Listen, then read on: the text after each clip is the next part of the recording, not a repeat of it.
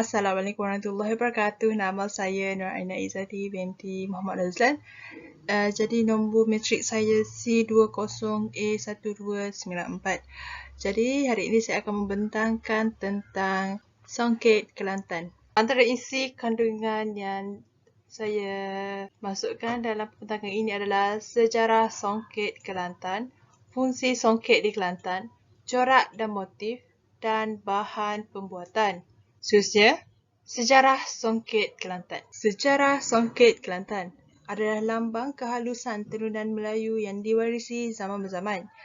Sejarah penurunan awal iaitu pada tahun 1610.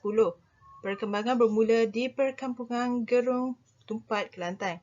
Kedatangan pedagang ke tanah Melayu telah menggiatkan lagi perkembangan tenunan tempatan. Kelantan dan Terengganu merupakan pengeluar kain benang emas dan Pahang pula pengeluar kain tenunan tidak berbenang emas yang dikenali sebagai tenun Pahang. Di zaman silam, motif dan warna yang terdapat pada tenunan songket melambangkan kedudukan seseorang. Seterusnya adalah fungsi songket di Kelantan. Fungsi songket. Pada zaman dahulu, kain tenun dipakai oleh bangsawan untuk majlis rasmi atau perayaan. Kain sarung juga diselempangkan di bahu atau dibentuk tanjak sebagai hiasan di kepala. Masyarakat Melayu Kelantan juga berpendapat kain songket hanya boleh ditenun oleh anak dara. Tetapi pada masa kini, kaum lelaki juga boleh menenun. Songket dihasilkan daripada benang kapas dan sutera. Songket juga menjadi persalinan pakaian diraja, pembesar negeri atau orang awam kira-kira pada tahun 1800 sehingga 1940. Cik Siti Wang Kembang. Beliau juga memilih kain songket untuk dipakai dengan kain kembang 5 sutera hijau diikat lepas di dada dan selendang panjang. Kain sarung songket penuh panjang menutupi sepenuh bahu menyembunyikan bahagian badan dan disempurnakan dengan pending dan tali pinggang emas di atas kain kembang. Dan kita boleh tengok di sini, gambar yang saya selitkan di sini adalah bertepatan dengan apa yang saya katakan tadi. Seterusnya, corak dan motif songket. Corak dan motif songket Kelantan. Setiap corak diinspirasi daripada alam semula jadi dan menitikberatkan ciri kehalusan, ukiran, keseimbangan, keharmonian, keindahan dan ketenangan. Yang pertama, songket bunga penuh. Antara ciri-ciri yang boleh kita dapati dalam songket bunga penuh adalah berbentuk rantaian yang menggunakan teluk berantai. Antara motif yang digunakan adalah rantai bunga bintang, rantai bunga cengkeh, rantai unduk laut, rantai jagung, rantai buah cermai. Songket bunga penuh juga adalah songket yang bercorak penuh yang padat dengan benang emas. Antara motif lain yang digunakan adalah potong wajik, bunga ladu dan bunga madu emas. Songket bunga penuh menggunakan benang emas tertibih. Yang kedua adalah songket bunga berterabur. Antara ciri-ciri yang boleh kita dapatkan dalam songket bunga berterabur adalah motif yang berasingan. Antara motif yang digunakan adalah tampuk manggis, bunga tanjung, tampuk buah kesemak, bunga pecah empat, bunga bintang, bunga sinar matahari. Benang yang dipakai dalam songket ini adalah benang pakan. Seterusnya adalah songket jalur berdiri dan songket jalur melintang. Kedua-dua songket ini sesuai digunakan untuk orang lelaki dan juga kegunaan wanita. Banyak benang emas yang digunakan dalam kedua-dua songket ini. Antara motif yang digunakan adalah motif-motif jalur yang halus seperti bunga kerongsang berantai, siku keluang dan potong serikaya. Songket jalur berdiri menggunakan benang emas tertibih dan songket jalur melintang menggunakan benang kapas putih. Seterusnya adalah songket pucuk rebung. Pucuk rebung kebiasaannya terletak di bahagian kepala kain, kaki dan tepi songket. Kalau kita boleh tengok dekat gambar yang saya selitkan ini, dia terletak di tepi kain songket. Jadi antara motif yang digunakan adalah motif yang dikenali sebagai motif tumpal dan berbentuk 3 segi. Sini kita boleh tengok 3 segi di sini. Dan motif motif lain yang digunakan adalah pucuk rebung lawi ayam, pucuk rebung kendung, pucuk rebung gigi botak, pucuk rebung tunjuk langit. Dan motif kecil yang digunakan dalam songket ini adalah bunga tiga dara, gigi U, bunga bintang, tampuk manggis, tudung celak, bunga cengkeh dan lain-lain. Songket pucuk rebung menggunakan benang emas hatibi. Songket tapak catur. Songket ini biasanya kita boleh dapati pada kain sarung dan samping. Songket ini juga menggunakan benang tenunan yang berwarna-warni dan diilhamkan dari papan catur.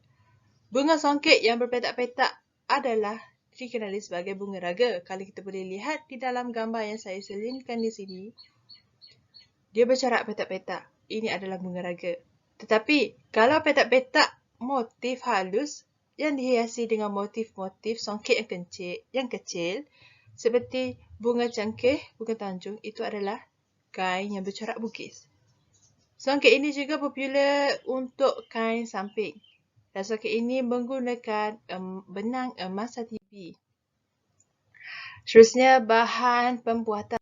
Sebelum saya teruskan lagi, saya akan salingkan pembentangan saya ini dengan lagu yang dinyanyikan oleh Puan Sri Saloma, iaitu kain songket. Antara bahan yang digunakan untuk menggunakan kain songket adalah benang dan pewarna. Kalau gambar yang saya letak di sini adalah benang yang telah dicelupkan dengan pewarna.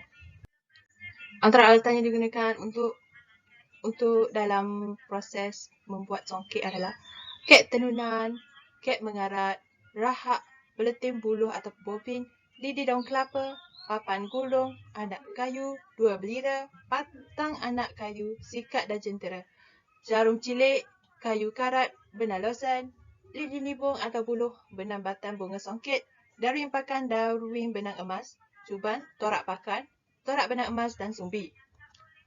Seterusnya adalah teknik dan proses.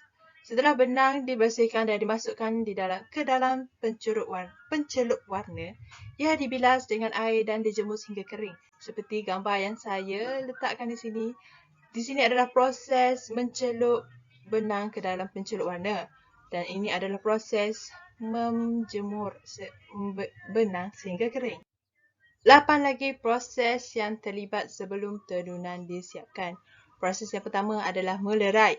Beleting yang diperbuat daripada buluh kecil digunakan untuk melilit benang. Proses ini dilakukan dengan bantuan alat Darwin dan pemutar rahak. Seperti gambar yang saya letakkan di sini. Proses yang kedua adalah menganing. Proses membuat benang yang diregang di alat penenun bagi menentukan saiz panjang atau jumlah helaian kain yang hendak ditenun.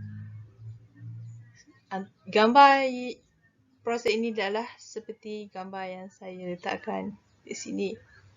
Proses yang ketiga adalah menggulung. Benang yang dianing akan digulung pada papan gulung mengikut lebar gigi jentera dan panjang losan pada papan gulung yang hendak dipasung. Gambarnya di sini, gambar proses. Seterusnya adalah proses menyampuk. Menyampuk adalah proses memasukkan benang losan ke dalam gigi jentera atau sikat. Kebiasaannya proses ini dilakukan di dalam kek mengarat supaya senang untuk menyampuk benang pada jentera. Ini adalah contoh gambar yang proses sedang dilakukan. Proses seterusnya adalah menghubung. Proses menyambung benang daripada losan kepada benang yang tertinggal pada jentera. Proses ini juga bertujuan menyambung benang losan yang untuk menenun. Proses yang keenam adalah mengarak. Mengarak dilakukan dengan melilit benang asing atau benang karat kepada kayu karat termasuk benang losan. Ini adalah contoh gambar semasa proses dilakukan. Seterusnya adalah proses yang ketujuh iaitu menyolek ataupun menyongket. Cara menyolek corak menyolek reka corak adalah dengan menyusun lidi-lidi buluh pada benang losen yang dikehendaki. Biasanya kain songket ditenun dengan teknik tekat 3 atau tekat 5. Setelah benang losen berada di atas, barulah boleh menyolek dalam pelbagai corak dengan menggunakan lidi buluh. Belira dimasukkan pada setiap lidi buluh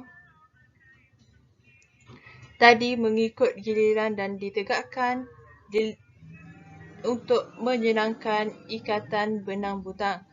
Butang-butang inilah yang akan menjadikan corak atau motif bunga di atas kain songket. Dan proses yang terakhir adalah proses menenun. Menenun adalah proses terakhir iaitu benang losen dipangkah atau benang pakan untuk dijadikan kain. Bagi kain songket bercorak penuh, benang emas dilayarkan melalui totak benang emas untuk menghasilkan sulaman, motif bunga atau hiasan reka corak penuh. Bagi kain songket corak melintang atau corak bunga berterabur, benang emas dilayarkan melalui cubaan untuk mendapatkan motif-motif yang dikehendaki. Penurunan akan menukarkan benang butang mengikut giliran dan corak yang telah ditetapkan. Proses ini diulangi sehingga menghasilkan sehelai kain songket. Jadi, setakat itu sajalah pembentangan saya. Terima kasih kerana menonton dan jumpa lagi.